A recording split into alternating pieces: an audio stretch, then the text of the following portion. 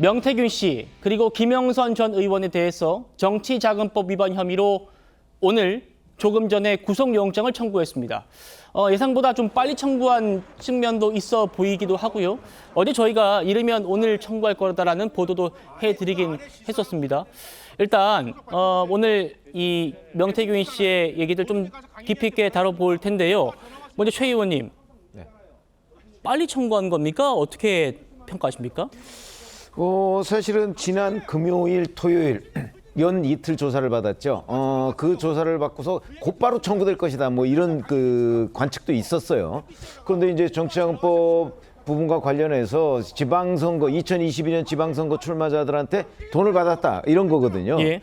근데 그 부분을 관해서 그 지방선거 근데 그 사람들이 공천에서 탈락했어요. 근데 그 사람들이 이미 창원지검의 그 조사를 받았던 것으로 그렇게 알려져 있고요. 그렇죠. 그 사람들이 이제 명태균 씨한테 돈을 줬다. 뭐 구체적으로 액수까지 이렇게 지금 나오고 있는 상황이기 때문에 물론 아마 명태균 씨는 뭐 그 검찰 조사에 들어가기 전에 돈은 1원도 받은 적이 없다 이렇게 얘기를 했기 때문에 서로 의견이 엇갈리잖아요. 네. 이제 거기에다가 명태균 씨 경우에는 이제 김영선 전 의원과 9천여만 원의 돈 거래가 있었어요. 김영선 전 의원이 그 자기 세비를 받아서 절반을 그 정기적으로 그 명태균 씨한테 전달한 거, 그에 대한 설명, 돈의 성격의 설명도 서로 다르죠. 그 이런 부분에 대한 규명도 있어야 될 거고요. 명태균 씨는 그동안에 휴대전화를 뭐 3대를 가지고 썼었는데 네. 뭐 그거를 처음에 버렸다고 했다가 이제는 뭐 옮겨놨다고 했다가 그렇죠. 뭐 이런저런 말이 좀 바뀌고 있어요.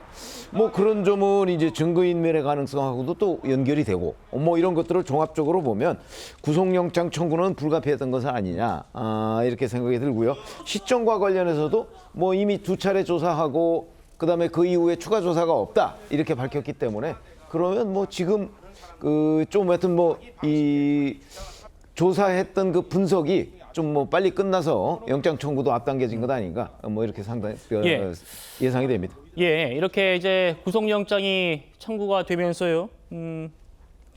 대한민국 정치권과 언론을 흔들었던 이 명태균 씨 사건은 어느 정도 일단락이 되는 모습입니다.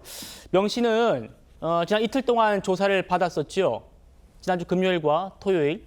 그리고 나오면서 기자와 아주 크게 말싸움을 했었습니다. 그게 화제였는데 그게 또 이제 정치자금법 위반과 혐의와 또 이어집니다. 들어보시죠. 계좌 추적해서 제가 단돈 1원이라도 받은 게 나왔습니까? 그거야 본인이 지금 신용불량직 때문에 아니 말도 안 되는 소리 좀 그만 좀 하세요. 다 그래서 현금으로 다 받아놓고 왜 지금 와서 계좌 추적을 하다고 말씀하십니까? 저 말씀 조심하게 하세요. 예, 그거 다 증언했고요. 저 한 달에 거기 도와주면서 미래한국연구소에 그 사무실 가보셨어요? 가봤어요. 예, 몇 평이든가요? 지금 질문하는 거는 무슨 상관입니까? 본인이 그런 말을 알지도 못하면서 하지 마세요. 아니 제가 지금 계좌라 그러면 저 그냥 가겠습니다. 저 말도 안 되는 이야기를 막 질문을 제대로 아니요, 본인 때문에 안 하겠습니다. 잠깐만요. 아니 말도 안 되는 이야기를 들으. 아니 답변을 해보세요. 아니 답변이 아니라 답변 다 했어요 검찰에서. 아니 근데 여기서 답변해 보세요. 뭘 답변합니까? 본인이 뭔데 검찰입니까? 본인이 검찰이에요? 아니 언론이 뭐 질문할 수 있는 거 아닙니까? 본인 누굽니까? 소속 밝혀보세요. 이런. 기자입니다. 당신이네. 당신이 거짓 뉴스 보냈구나. 당신이 거의 거짓 보도했잖아. 아니 아까 세비 문제 가지고 말도 안 되는 소리 하고 있니? 당신이 가짜 뉴스 다 퍼뜨렸잖아. 김영선 의원이 수십억 자상한데 왜 선생님한테 돈을 빌립니까? 그거를 김영선한테 물어봐요. 기자 조심하세요. 이제 고발할 거예요, 본인. 김광석 변호사. 명태균 씨요. 저도 이제 명태균 씨 방송하면서 쭉 좀 몇 달 동안 지켜봤잖아요. 특징이 이거 같아요. 뭔가 전곡을 찌르는 질문 받잖아요. 그럼 뭐 화를 내요 막.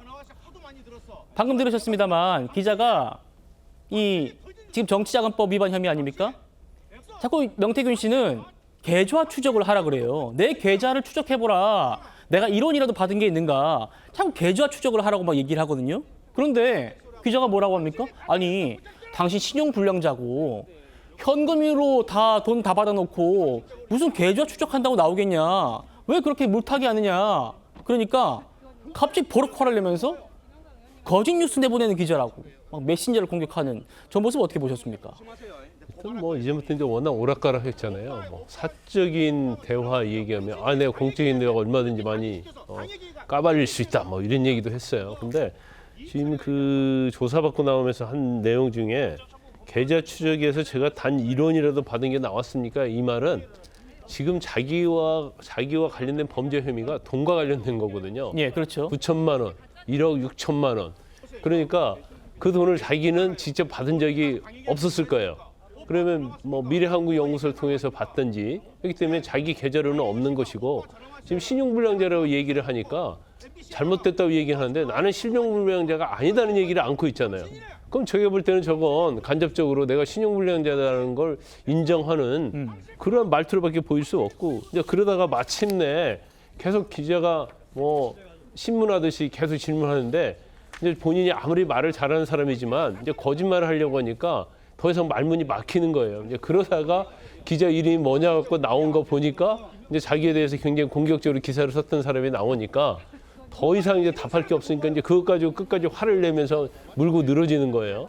할 말이 없으니까. 그래서 아마 본인 자체가 저렇게 오락가락하고 자기의 어떤 개인적 이익을 위해서 또는 구속을 피하기 위해서 했던 그러한 이야기들이 오히려 본인의 죄를 더 크게 만드는 그런 상황이 됐다고 봐요. 예. 아마 이번에 영장 청구해서 영장 심사할 때도 이제까지 명태균 씨가 그렇게 했던 행태들이 아마 본인을 구속하는 데 있어서는 굉장히 결정적으로 영향을 미칠 것이다 이렇게 봅니다. 예.